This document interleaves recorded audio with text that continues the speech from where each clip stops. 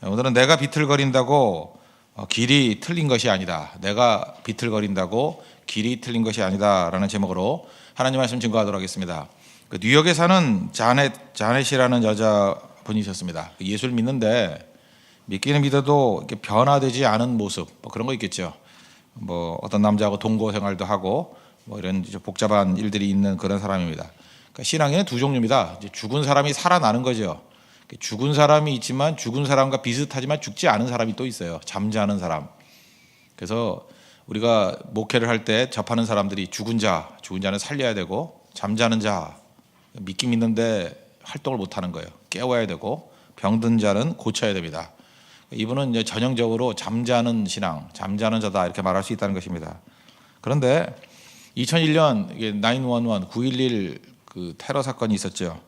그 월드 트레이드 센터 62층에서 일을 했습니다. 근데 뭐가 쾅 부딪히면서 뭔가 이렇게 치는 느낌을 받았답니다.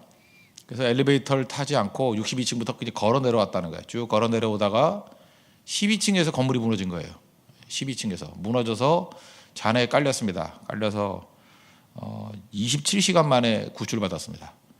그러니까 기적적인 거죠. 그래서 월드 트레이드 센터에서 제일 마지막으로 구출받은 사람이 자넷이라는 여자분입니다. 이분이 이제 언론에 알려졌는데 거기서 뭐 했냐 그랬더니 순간적으로 예수님하고 도와달라고 기도했답니다. 예수님 도와주세요. 예수님의 이름을 부르면 구원이 임한다. 그게 생각이 나더라는 거예요. 그래서 계속해서 예수님의 이름을 불렀답니다. 27시간 동안에 예수님의 이름을 부르면서 회개하고 도움을 요청하고 또 이름의 능력을 의지했답니다. 건진받았죠. 사도행전 2장 21절 보니까 누구든지 주의 이름을 부르는 자는 구원을 얻으리로다.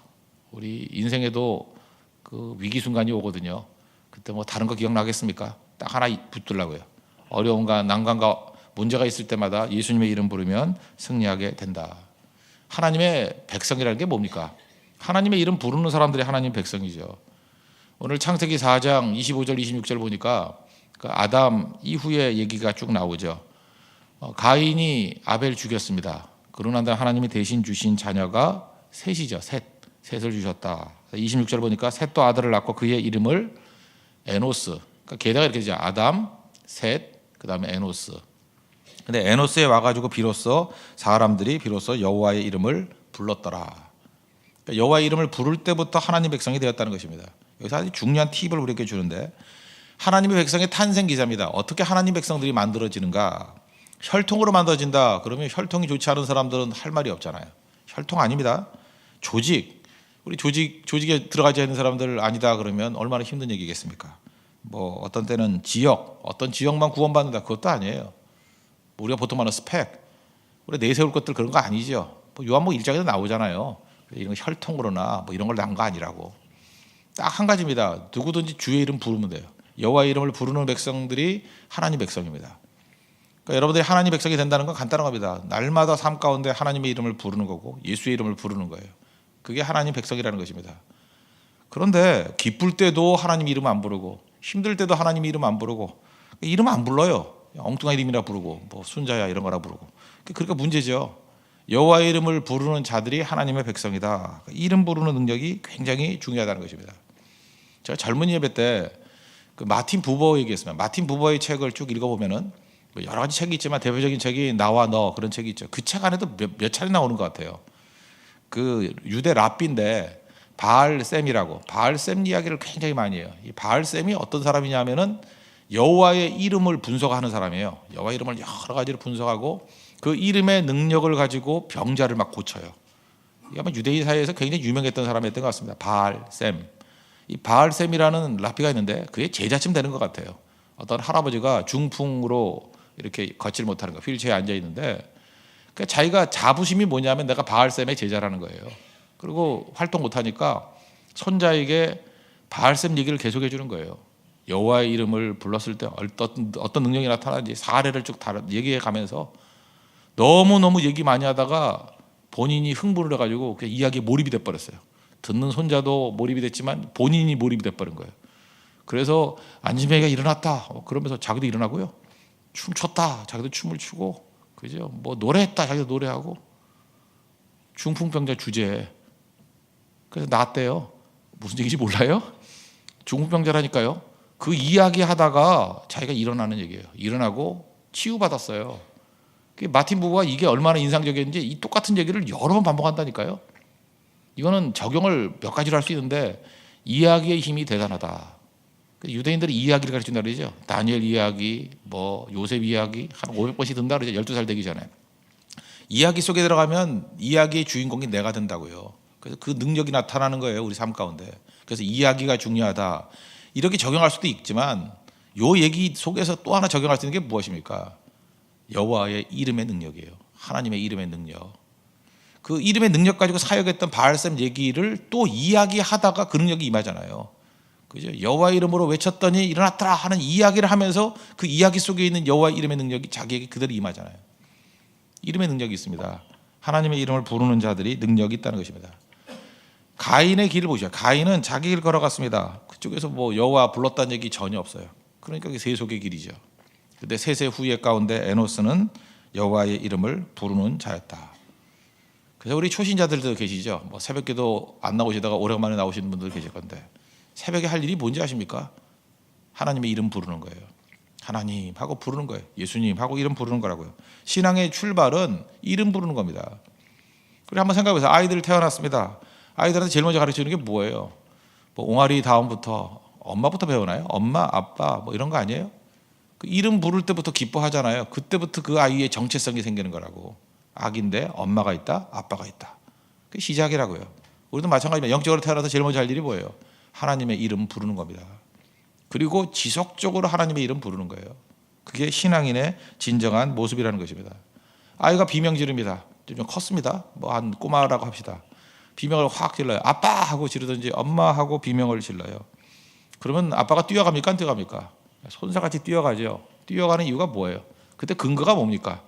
이 아이가 순종을 했는지 안 했는지, 숙제를 했는지 안 했는지, 그 뭐 말을 잘 듣는지 안 듣는지, 성적이 올랐는지 안 내렸는지 그런 거 분석 안 하죠.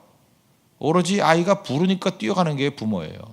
마찬가지로 하나님의 이름을 부를 때 우리는 착각을 합니다. 내가 뭐 순종 안 했는데, 내가 더러운데, 숙제도 안 했는데 그걸 생각하는 게 아니라니까요. 부르면 뛰어가는 게 부모입니다. 하나님의 이름을 부를 때 응답이 있다는 것입니다. 우리는 신앙을 너무 복잡하게 만들어 버렸습니다.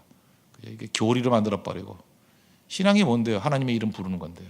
너무 힘들죠. 울면서 하나님 이름 부르는 거예요. 나를 불쌍히 여겨달라고, 은혜를 달라고. 새벽은 그런 시간입니다. 주님의 이름 부르는 시간이에요. 깨자마자 하나님의 이름을 부르십시오. 이름 부를 때 능력이 나타나기 시작한다는 것입니다. 제가 어저께 어떤 그 영성학자가 썼던 글을 한번 읽어봤는데 해가 뜨지 않습니까? 서울에 사는 사람은 해 뜨는 거 잘 못 보죠. 건물이 많아가지고 해 지는 것도 잘 못 보지만 해가 이렇게 뜬답니다. 뜨면은 이 사람이 답답해하는 게 이거예요. 많은 사람들이 현대 교육이 뭐냐? 해가 뜨면 잠깐만 해를 보고 분석하려고 그런다는 거예요. 저게 몇 시에 뜨나, 각도가 뭐냐, 지금 언제냐 분석하고 왜 뜨는지 이유를 묻고 해가 뜰 때 해야 되는 일이 뭐냐? 이 영성학자 얘기가 그거예요. 거룩, 거룩, 거룩, 만군의 여호와여. 그래야 된다는 거예요. 그게 인간이라는 거예요. 해 뜨고 날 때 그걸 바라보면서 하나님의 이름을 찬미하는 거고 당연한 거 아니냐? 우리 너무 복잡해진 거라고요. 왜 분석을 하려고 그래요? 찬송을 해야죠. 여호수아가 여리고성 무너뜨릴 때의 승리가 무엇이었습니까? 하나님 말씀 그대로죠. 침묵하면서 돌라. 반복의 능력이죠. 계속 반복하면서 트럼펫 나팔 소리죠. 트럼펫 불 때 소리 질렀다. 무슨 소리지? 와, 뭐 그런 거 있겠어요? 여호와의 이름을 불렀겠죠. 그죠? 여호와의 이름 불렀겠죠. 하나님의 승리다. 하나님의 승리다. 여호와의 이름을 부르는 자에게 구원이 임하잖아요. 무너져 내린 겁니다. 우리 교회에서도 이렇게 찬양하거나 이렇게 같이 이름을 부를 때 반복이 중요한 거예요. 반복하다 보면 하나가 되거든요. 하나가 됐을 때 단순해지는 거예요.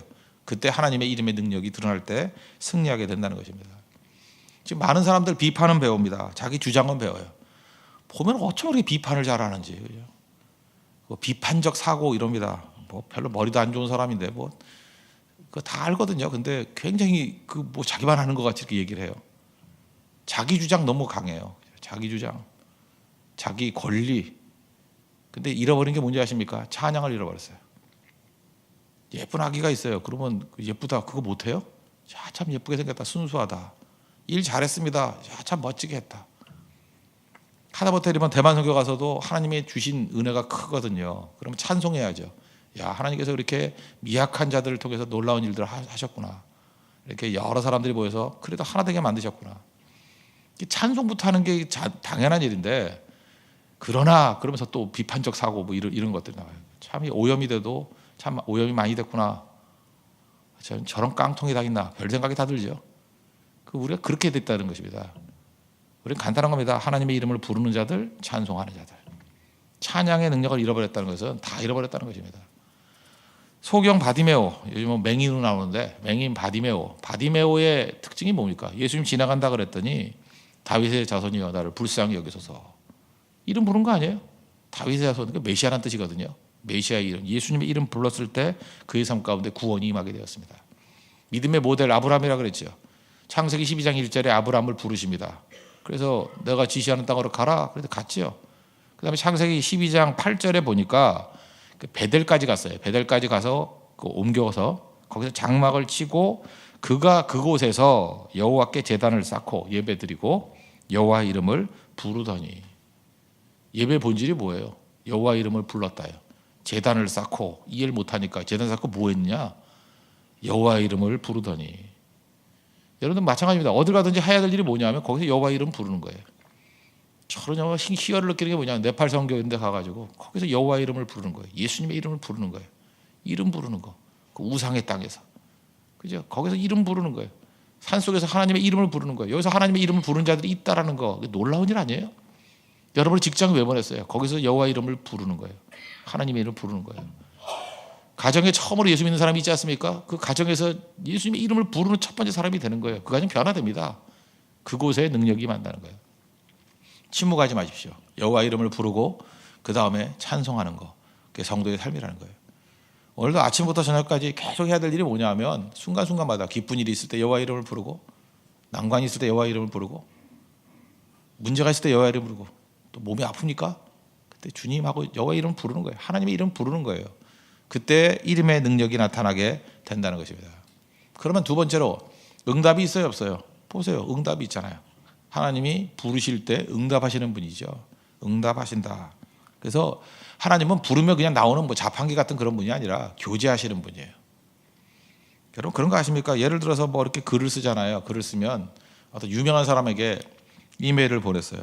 그럼 되게 안 받아줄 거라고 생각하는데 이메일을 보냈더니 답장이 와. 그죠? 니쿤한테 보냈더니 니쿤이 답장을 보냈어. 매니저가 보낸 게 아니라 진짜 보낸 것 같아. 그럼 막 흥분하죠. 니쿤이 누군지 모르시는 것 같은데 하여튼 간에 뭐 그런 사람이 있습니다. 예. 저도 그런 케이스가 있거든요. 한 번은 필립 얀시 책을 제가 소개를 좀 많이 해줬어요. 하나님의 놀라운 은혜. 그랬더니 메일이 왔더라고. 고맙다고. 그래서 이게 누구야? 나 모르는 사람인데. 필립 얀시더라고요. 진짜자고 그랬어요, 내가. 진짜래. 그리고 책 2권 보내주더라고. 영어로 쓴 책 그거.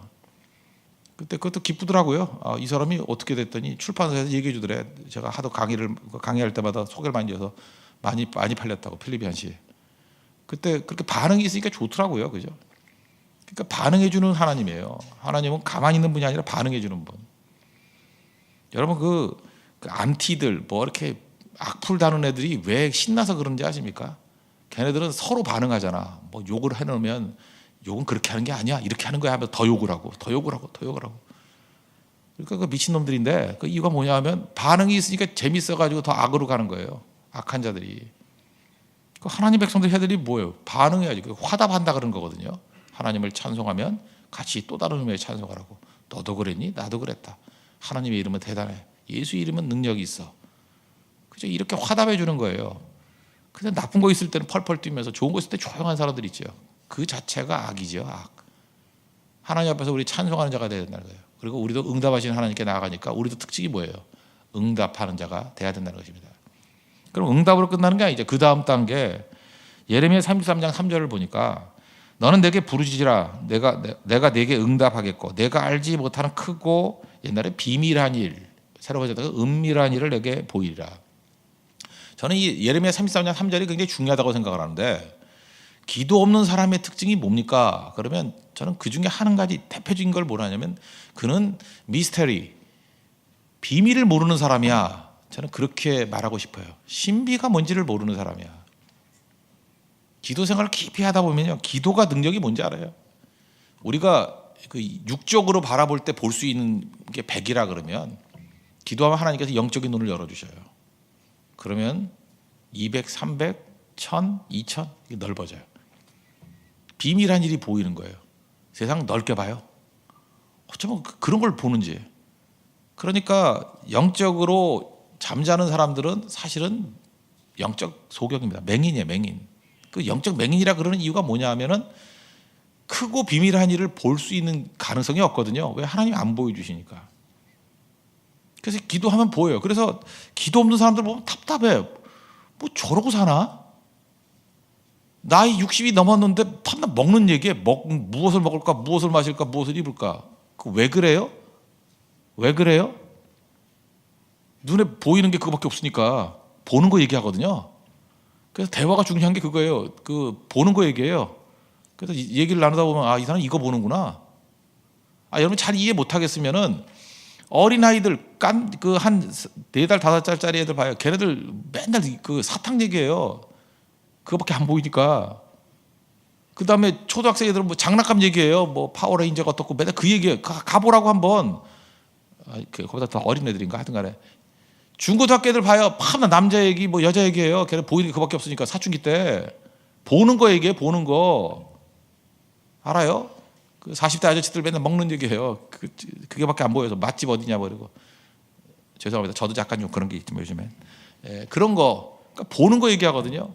근데 기도할 때 하나님께서 이렇게 넓게 보여주시면 크고 은밀한 일, 크고 비밀한 일, 이제 큰 미스테리 이렇게 보인다는 거예요.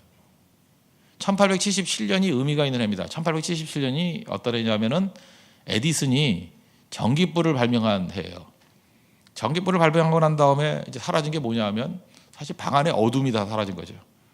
지금 어두운 밤인데 이거 다 꺼보면 깜깜하거든요. 근데 지금 별로 깜깜한 데 없잖아요. 그냥 다 환해졌잖아요. 이 전기불의 능력이에요. 전기불. 우리가 지금 그 안티기독교 책 많이 쓰는 리차드 도킨스 같은 사람은 이런 얘기했어요.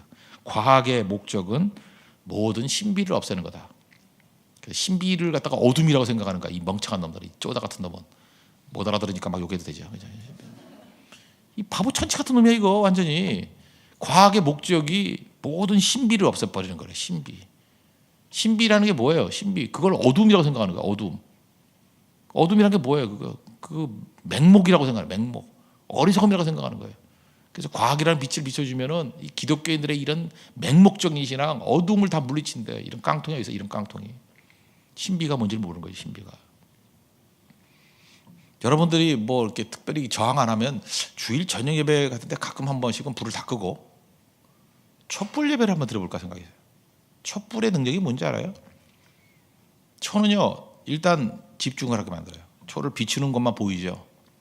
그리고 초가 주는 능력이 뭔지 아십니까? 초가 비칠 수 있는 것은 제한적이거든요. 그리고 나머지는 어두워요. 그래서 나는 다 알지 못한다. 그걸 깨닫게 만드는 거예요. 내가 아는 거는 촛불 정도예요. 요 앞에만 보이는 거예요. 나머지 보여요, 안 보여요? 몰라요. 그래서 촛불 예배를 드리면서 이 자기의 그 감각을 죽이는 거예요. 이렇게 제한시키는 거예요. 나머지는 어둠인데 분명히 존재해요. 뭐든지 다 존재한다고. 근데 뭐가 있는지 모르는 거야. 촛불 들고 있는 게 인생입니다. 내가 뭘 알아요? 5분 앞 알아요? 요 지역 벗어난 거 알아요? 왜 석유값이 떨어지는지 알아요? 분석한다고요? 인생이 참 그 어리석은 거라고요. 전기불이 우리에게 구석구석 물리적인 빛을 줬다고 그게 영적인 빛을 준 것을 착각을 한다고. 다 알아요 우리가? 과학이 영을 비춰줘요? 뭘 알아요 알기는. 우리가 지금 납득 못하는 게 되게 많이 있죠. 저 사람 모든 걸 다 갖춘 사람이 왜 저렇게 살지? 왜 저러지? 왜 그래요? 영적으로 어두워서 그래요. 모르는 거라고. 그런데 영의 빛을 비춰주는 게 뭐예요? 그게 예수님이라고요. 빛을 비춰준다고요. 기도가 뭐예요? 우리 영적으로 무지함을 깨우쳐주는 겁니다. 이걸 깨우치는 거예요. 그래서 그거를 좀 알라고 제가 볼 때 가능성이 있다 그러면 우리 촛불 예배 같은 거 드릴 필요성이 있다고 생각해요. 다 꺼놓고. 저도 불 끄고 한번 할까요? 여기만 딱 하나 촛불 하나 켜놓고. 그래서 여러분들 그 서양에 가보면요. 특징이 뭐냐면 그 호텔 같은 데 가보시죠. 우리나라는 전기를 아끼려고 그런 것도 있는 것 같아요. 이게 다 등이 꼭대기 있어요. 그래서 이렇게 전체가 환하잖아요. 저도 그래야 속이 시원한데 미국 가정 가면은 이게 직접 조명하는 집 거의 없어요. 다 불 꺼놓고 다 촛불같이 간접 조명이에요. 스탠드 하나 세워놓고 고기만 밟고 다. 그래서 뭐 분위기 있고 무드를 잡는 줄 알았는데 무드 잡는 게 아니에요. 그것도 그게 영적인 의미가 있다고. 자기 자신의 제한을 보는 거예요. 그냥 내가 다 볼 수 있는 게 아니다. 그 영적인 의미가 있는 것입니다. 촛불의 신비 잊지 말고 주님 앞에 나아가십시오. 그래서 우리가 이 땅을 살면서 오늘도 여러분 다 알지 못하잖아요. 기도할 때 하나님의 미래를 모릅니다. 내 장래 어디로 갈지 모릅니다. 주의 이름 부르면서 크고 은밀한 일을 보여주십시오. 그럼 보이는 거예요. 어떤 내 사람 속이 보이기도 하고요.